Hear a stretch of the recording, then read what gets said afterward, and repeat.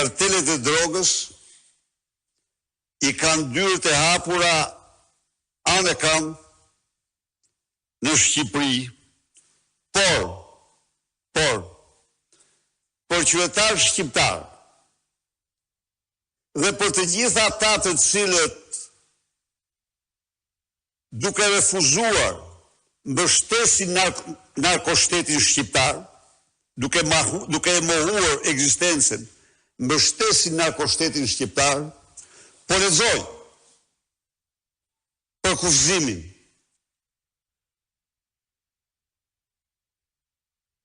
Se narkoshtet është termi politik dhe ekonomik, që përdoret për vendet në të cilat të gjitha institucionet legjitime janë infiltruar nga fuqia dhe pasuria e tregtisë ilegale të drogës dhe përfaqësuesit e kësaj tregtie. A ka penetrim më të thellë? A ka penetrim më të thellë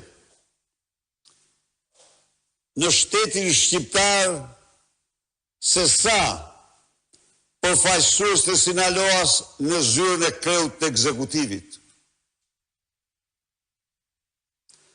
A nuk është kjo shkalla më ekstreme e penetrimit të tyre? A nuk është avokatia që i bën kryeministit në intervistat e tij? Këtu lere, shumë bukur. Avokatia që i bën kryeministit në intervistat e tij Ramaduro përfaqësuesve të organizatës narkoterroriste Sinaloa, duke i quajtur një familje të ndershme etj. Duke mohuar çdo implikim të tyre, duke bërë avokatin e tyre. Pra, nuk po ju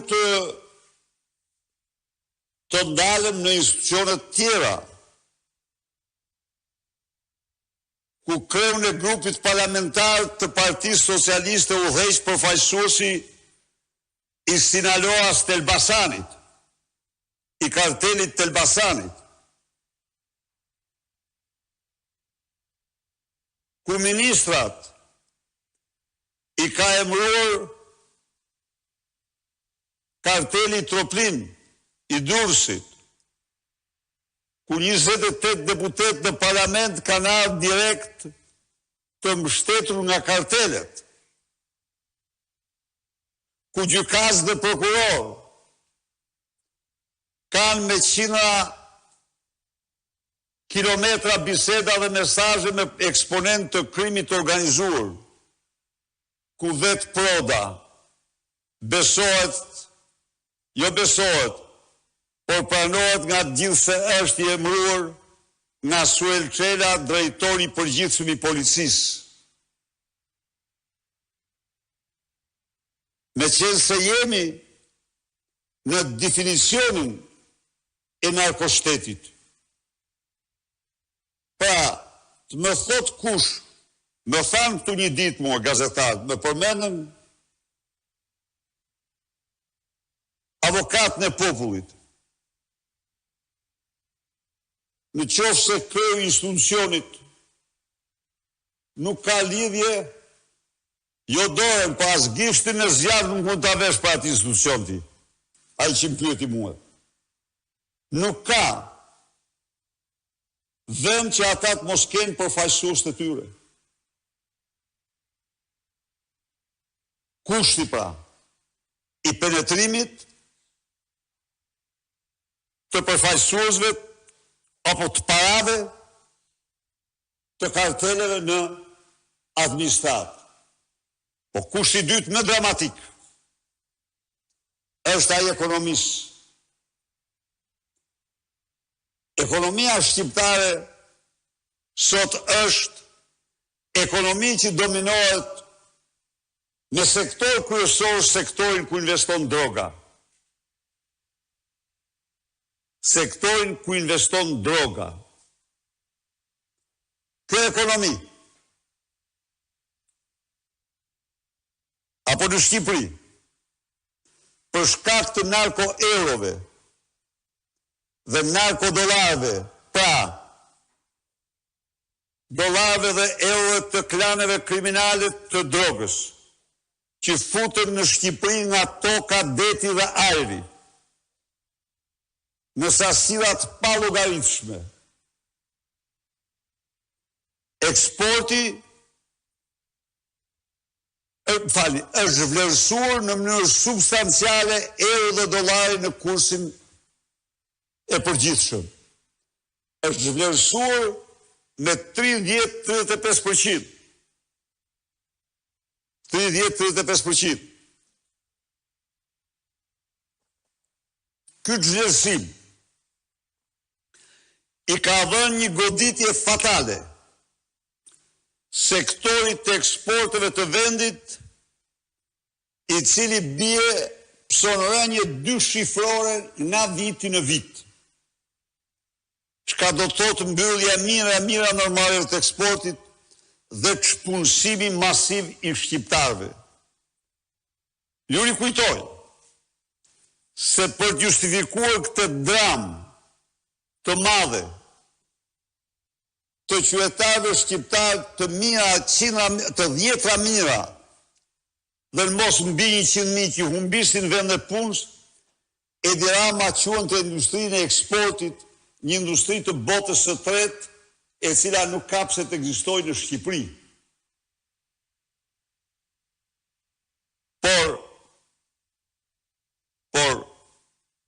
narko-euro dhe narko-dollar kanë zhvlerësuar me 35%. Çdo euro dhe dollar që vjen për familjes shqiptare nga familjarët dhe të afërmit e tyre jashtë vendi.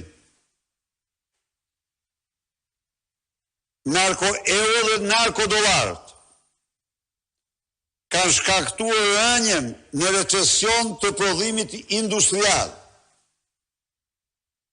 për shkak goditjes madhe të eksportit, rënjen të madhe të prodhimit bujqësor.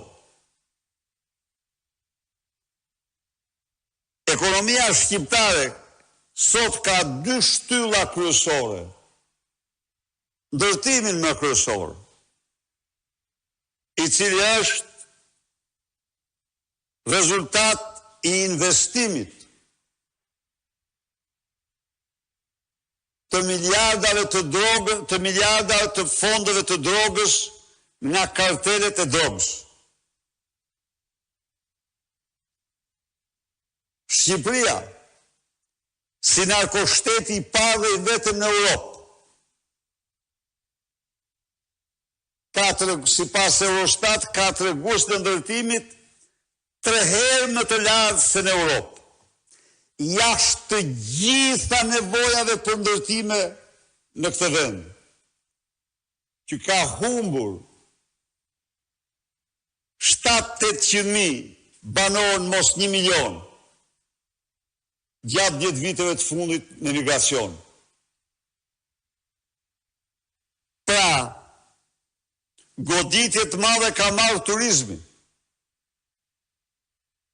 për shkak të zhvlerësimit të euros dhe dollarit dhe për shkak të largimit masiv të shqiptarëve nga Shqipëria. Ata të cilët mohojnë ekzistencën e narkoshtetit që po trajton shqiptarët më keq se çdo pushtim në historinë e tyre, që po varfon shqiptarët më shumë se çdo regjim tjetër, që ka shnuar Shqipërinë në eksportues kryesor të krimit organizuar, të drogës dhe trafiqeve kriminale.